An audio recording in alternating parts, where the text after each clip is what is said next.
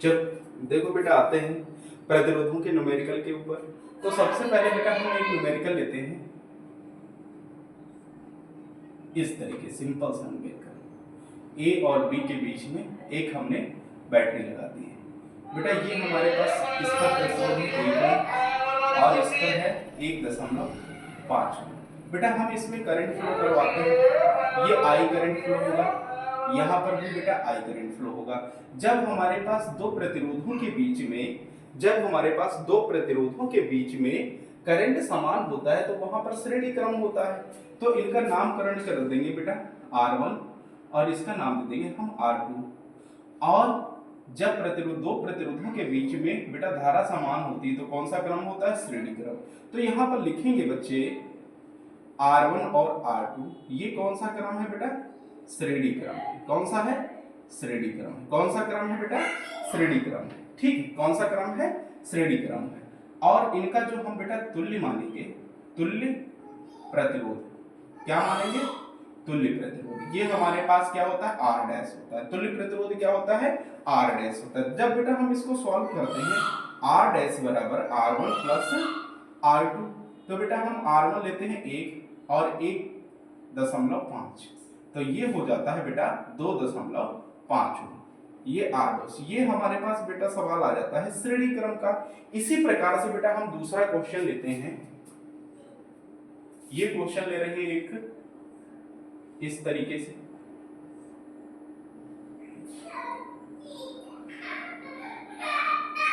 ठीक है भाई। तो बेटा यहाँ पर धारा हमारे पास R1 प्रतिरोध है, R2 प्रतिरोध मान लेते हैं, इसका है 2.5 और इसका है 1.5, और ये बैटरी हमारे पास लगी हुई है A और B के बीच में। बैटरी हमारे पास कहाँ लगी हुई है? A और B के बीच में। तो बेटा हम इस तरीके से प्रतिरोध निकालते हैं। तो सबसे पहले हम करंट फ्लो करवाते हैं, आई करंट। यहाँ पर करंट के पास दो रास्ते बनते हैं, एक तरफ हमारा आई बन जाता है और एक तरफ बेटा हमारे पास क्या जाता है? I2 जाता है। तो जब हमारे पास करंट बेटा अलग अलग होता है, जब दो प्रतिरोधों के बीच में, ध्यान से समझिएगा, जब दो प्रतिरोधों के बीच में करंट हमारे पास अलग अलग होता है, ठीक है, वैद्युत धारा क्या होती है? बदल जाती है। तो वहां पर बेटा कौन सा क्रम आता है? समांतर क्रम आता है। कौन सा क्रम आता है? समांतर क्रम। तो यहाँ पर बेटा हम लिखेंगे R1 व R2 के बीच में कौन सा क्रम है? समांतर क्रम है। कौन सा क्रम है? समांतर क्रम है।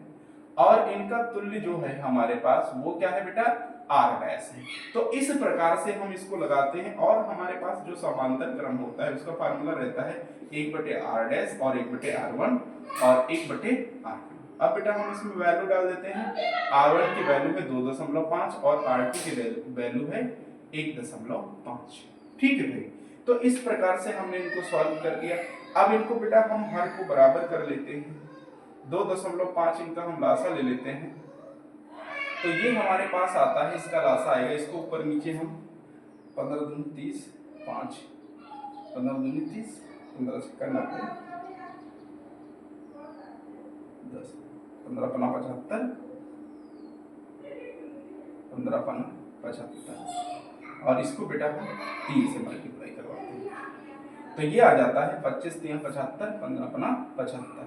तो ऊपर आता है बेटा 3, 7.5, नीचे आता है 5 और 7.5। अब दोनों के हर बराबर हो गए, तो दोनों को सॉल्व कर लेते हैं। 7.5 ये हो गया बेटा हमारे पास 8, तो 1/R डैश की वैल्यू आ गई, R डैश की वैल्यू आ गई बेटा 7.5/8 हो। तो बेटा हम इस तरीके से जो हमारे पास समांतर क्रम प्रतिरोधों का जो बेटा हमारे पास समांतर क्रम का जो भी हमारे पास समांतर क्रम के न्यूमेरिकल लगते हैं उनको हम इस तरीके से सॉल्व करते हैं। देखो बेटा जब हमारे पास दो प्रतिरोध होंगे और दोनों में धारा क्या होगी? अलग अलग होगी। जब दो प्रतिरोध दिए होंगे और दोनों प्रतिरोधों में क्या होगी? धारा अलग अलग होगी, तो हम उनको इस तरीके से लेंगे बेटा, R1 R2 कौन से क्रम में लिख देंगे? समांतर क्रम में, और इन दोनों का तुल्य मान लेंगे R डैश। तो हमारे पास समांतर क्रम का फार्मूला होता है 1/R dash R1 plus R2, R1 R2 की वैल्यू डाल देंगे और इस तरीके से इसको हम फाइंड आउट कर देंगे। एक और बेटा हम क्वेश्चन लेते हैं जो हमारे पास समांतर क्रम और श्रेणी क्रम दोनों पर आधारित होगा। समांतर क्रम और श्रेणी क्रम दोनों पर क्या होगा? आधारित होगा। देखो इस तरीके से हम एक क्वेश्चन लेते हैं।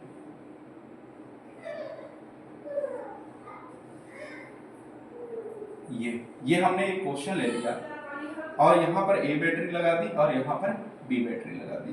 बेटा हमने R1 है, R1 की वैल्यू दे दी 100, यहाँ पर हमारे पास R2 है, इसकी वैल्यू दे दी हमने 2, यहाँ पर R3 है, इसकी वैल्यू हमने दे दी 2। अब इस प्रकार से हमें क्या निकालना है, इस पर तुल्य प्रतिरोध निकालना है। तो बेटा सबसे पहले हम यहाँ से करंट फ्लो करवाएंगे, यहाँ पर I रहेगा, फिर यहाँ पर भी I रहेगी, यहाँ पर जाएगा तो यहाँ I1 रहेगा और यहाँ कौन सा रहेगा बेटा, I2 रहेगा। ठीक है भाई, इस तरीके से सॉरी एक तरीके से इसको हम इस तरीके से आपको दिखाते हैं।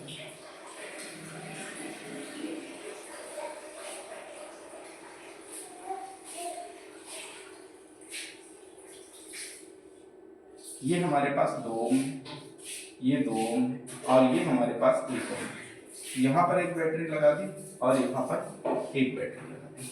अब बेटा इनको सॉल्व करते हैं, तो यहाँ से करंट I फ्लो करवाते हैं, यहाँ पर I1 जाएगा, यहाँ पर I2 जाएगा। सबसे पहले हम बेटा ये चीज देखते हैं कि दो प्रतिरोधों के बीच में धारा क्या हो, अलग अलग होगी तो श्रेणी क्रम होगा, और धारा अगर समान होगी तो हमारे पास समांतर क्रम होगा। तो यहाँ पर जो R1 और R2 प्रतिरोध है, इनमें धारा हमारे पास क्या हो रही है, बदल रही है। तो यहाँ पर लिखेंगे R1 व R2 काहे में है बेटा, समांतर में। कौन से क्रम में है, समांतर क्रम। और का तुल्य बेटा हम मानेंगे R डैश। ठीक है बेटा, तो इस तरीके से हम इनको लगाएंगे। 1/R डैश तुल्य देश का फार्मूला होता है समांतर क्रम का R1 और प्लस R2। तो बेटा R1 की वैल्यू दे रखी है 2, R2 की भी वैल्यू क्या दे रखी है, 2 दे रखी है। दोनों के हर बराबर है तो इनको जोड़ लेंगे, तो ये 2/2 आएगा और इसका फार्मूला, इसकी मान क्या आ जाएगा, 1 आ जाएगा। तो R डैश की जो वैल्यू आई है वो कितनी आ गई है, 1 ओम आ गई। R डैश की जो वैल्यू आई है वो क्या आई है, 1 ओम आई है। तो इस प्रकार से बेटा हम इसको यहाँ पे सॉल्व कर दे रहे हैं। इसके बाद में हम क्वेश्चन, इसी क्वेश्चन को आगे लगाते हैं। देखो बेटा ये हमारे पास बन गया है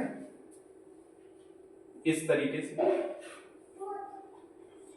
ये हमारे पास प्रतिरोध A है और ये प्रतिरोध क्या है, B है। तो बेटा यहाँ पर हमारे पास जो R डैश आया है उसकी वैल्यू 1 ओम आ गई है, और ये जो हमारे पास दिया हुआ R3 था इसकी वैल्यू क्या थी, 1 ओम थी। अब यहाँ से करंट फ्लो I करवाएंगे, यहाँ पर भी I रहेगा।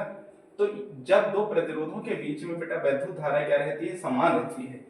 जब दो प्रतिरोधों के बीच में वैद्युत धारा समान रहती है तो कौन सा क्रम होता है, श्रेणी क्रम होता है। ये हमारे पास कौन सा क्रम आ गया, श्रेणी क्रम।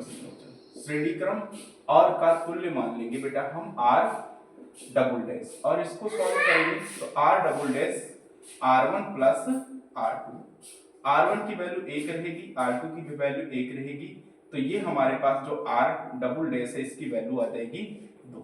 तो इस तरीके से हमारे पास देखो बेटा समांतर क्रम और श्रेणी क्रम के जो हमारे पास न्यूमेरिकल्स होते हैं वो इस तरीके से लगाए जाते हैं। ठीक है।